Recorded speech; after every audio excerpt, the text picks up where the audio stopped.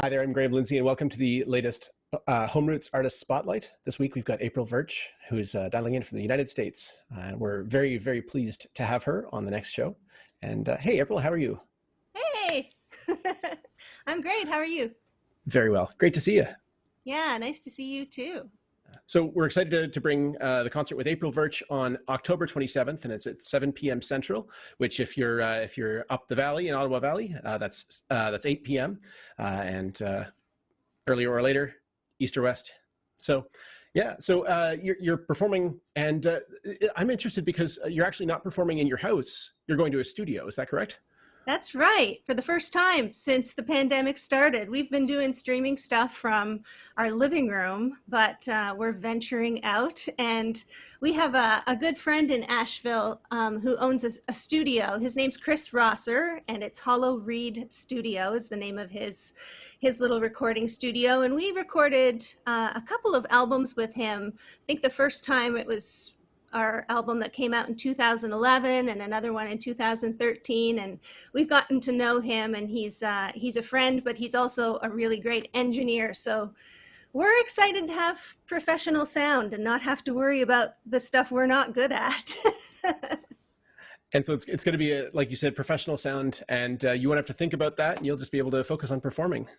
Yeah, exactly. And where we're at, we have limited upload speed, and he actually has great upload speed. So that's one more thing that we have trouble controlling that'll be out of our mind, and we'll be able to just focus on the music and on the audience. And it'll be great to be on Zoom where we can actually see people's reactions a little bit like we can when we're, on stage. So it's going to be fun for us.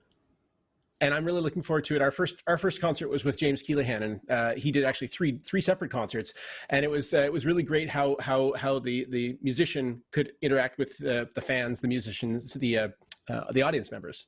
Yeah, yeah, yeah. That'll be great. It's different for us during these times because the April Verch Band, we're a trio.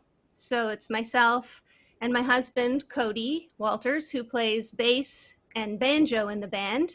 And our third member, Corey Brodsky, lives in Boston, and he's our guitarist and mandolinist.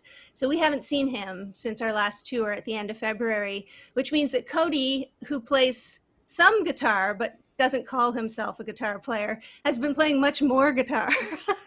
But I'm really lucky because he's so versatile. We can switch it up, between guitar and bass and banjo for him, and I play fiddle, and we'll sing some and do some dancing. And so being in the studio too, we'll be able to really incorporate all of the things we do, because we'll have more space and Chris to run everything. So yeah, we're gonna include everything we can. And I'm curious to know. So this is part interview in terms of the musical side of things, and also I think we probably will delve into what you've been doing over the pandemic. But while you've been in your lovely house, but I'm curious to know for our listeners who might not be familiar with you, you started playing fiddle in the Ottawa Valley tradition, actually in the Ottawa Valley, and now you're living in the United States. And I'm curious to know, can you just tell me a little bit about how you moved from one place to the other, both geographically and musically? Yeah, so I grew up in Pembroke, Ontario, in the Ottawa Valley. And I started step dancing first when I was 3, and then playing fiddle when I was 6. And those are my roots. And over the years, I've branched out into other styles. We like to dabble in some classic country and some old time American, but all the other regional styles of fiddling in Canada too have been a big part of my career. And so, yeah, it's interesting. I can't really say I live in the United States. I am sort of in a strange transition time right now. Usually we were on the road the majority of the time, and depending where we were touring, I'd either go home to Pembroke or come to Asheville, North Carolina. My husband, Cody, and I got married in March 2018. And at that time, we started applying because I have a work permit to be in the United States, but we wanted to take it a little further so we knew that we could live wherever it made sense. So I applied for a green card, and that was back then, and we're still waiting. And of course, now everything is stalled. So I'm here legally living on a work permit, and hoping that someday we'll be able to settle someplace. But right now, it's sort of like a little bit of everything, which is strange. But I'm lucky to know a lot of great people everywhere. So I wasn't aware of the legalities of it. So staying in the U.S., I should say. Yes, that's right. Yeah. And musically, from Pembroke, like with the origin as the the Ottawa Valley Fiddler. Can you tell me more about what made you go more in the old time direction? I think just traveling and being inspired by so many different places and musicians. I've always really felt like you should play what you love. And for me, that changes. I just go through different phases. We spent a lot of time in Scandinavia for a while. And so I was delving into that music. And then we were touring more in old time circles, and I was learning more about that. And then I get lonesome for home and for, the Ottawa Valley style, and I go more in that direction. So I'd say it's not any particular thing other than just sort of following my muse and inspirations. That's great. Yeah, I certainly can appreciate the interest in, maybe, I guess, at least in my case, it would be, ooh, something shiny, and just going over there for a little bit. Yeah, it keeps it fresh. Absolutely. Yeah. Yeah. What was up in Scandinavia? We were fortunate to do just a bunch of touring there. We had one performance. Our first tour there, I think, was mostly festivals and concerts. And then we actually went back in the fall one year and did all school performances. And so we've just, made a lot of friends there and have people that have been kind enough to invite us back over and over. And we really fell in love with it. They have such a strong folk tradition of their own. And sometimes people ask, well, how does your music go over here or there, And I think in general, we've found that places that do have their own folk tradition and are really tied to it, they really respect and appreciate when you're coming from a tradition of your own, and they like to be able to compare it, and they just really enjoy that. And the same is true for us. I think that's what made our tours there so special. That's fantastic. Yeah. So when you're not playing music or creating music and hanging out with Cody in a musical sense, what are you guys doing? What do you guys like to do? Oh man, it's strange because I feel like we never had time before to do the things that we enjoyed. Perhaps I'll redirect and say, what have you been doing? Yeah. And now some of the things that we would love to do, like the times that we would come back to Asheville between tours, we felt like we never got to explore the area and the music scene here as much. And now, because of the pandemic, we still can't really do that, But we are able to enjoy nature and long walks and hikes. That's a big part of what we love to do. Cody loves fly fishing. I'm kind of crafty. I love, just trying different projects. I started delving a little bit into watercolors. Delve is not the right word. Experimenting. Delving would be actually really studying it. But I did take a free online course. And so I've enjoyed that. But yeah, I think we're both really creative. Cody carves wooden spoons and utensils. And he's been into that for a long time, but he's been able to spend more time consistently on it, and he's gotten really good. So yeah, I think we like to be creative, even if it's not music. That's sort of a big part of our day-to-day life. It's funny you should mention wooden spoons. I was at a Celtic music session at one point, and someone pulled out a pair of wooden spoons that they would play, and they said they went to somebody for a quote on, how much would it cost to carve these spoons? And I wish I remembered who the person was, but they said, how much would it cost to carve these wooden spoons?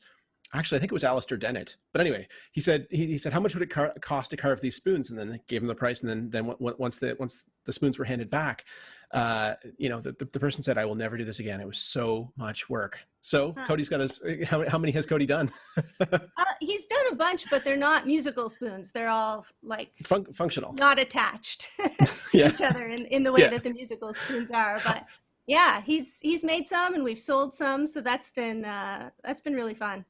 Cool, cool. I'd love to see one on the show if that's possible. That's a good idea. Yeah, if I should have one handy here, but I Oh, that's don't. They're okay. usually right beside me, but I sort of cleaned up for this, made a great effort to try and have a nice Thank you space. very much.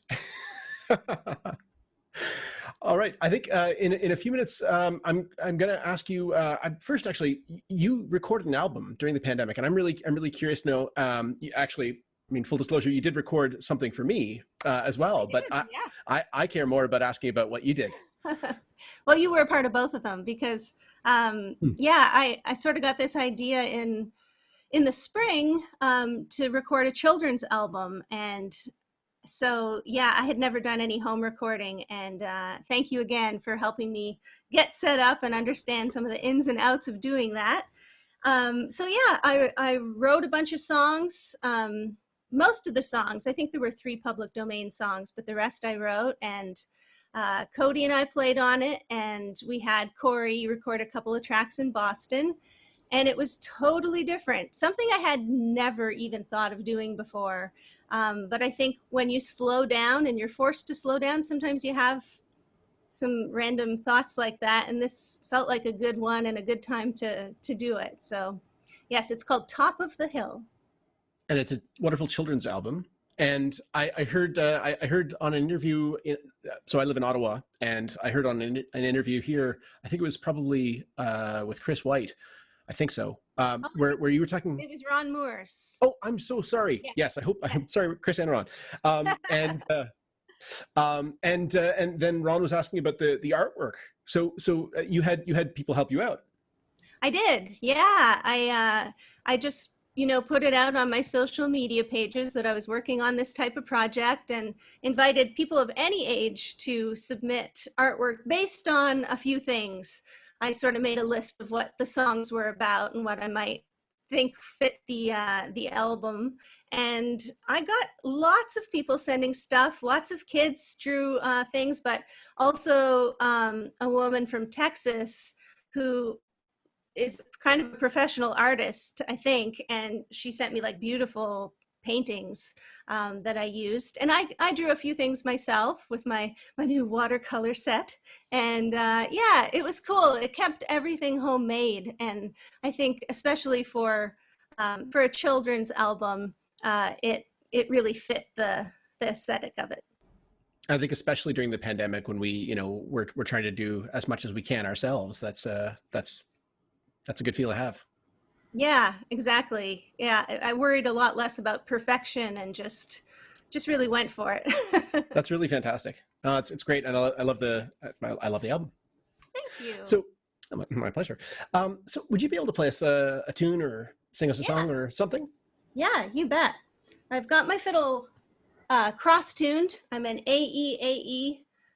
Sometimes when I play by myself, I like the sound of the cross-tuned fiddle. It rings and sounds a little bit bigger.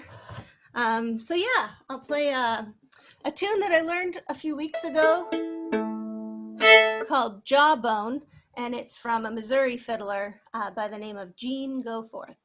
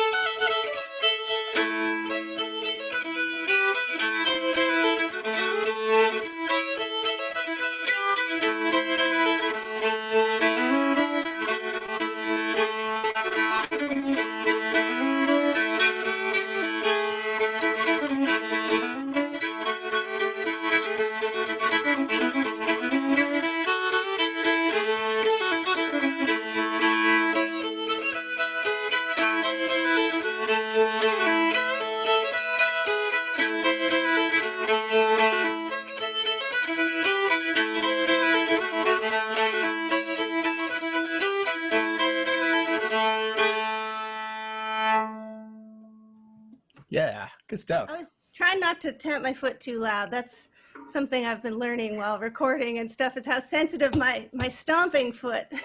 Oh, it's a good sounding foot though. Oh, thanks.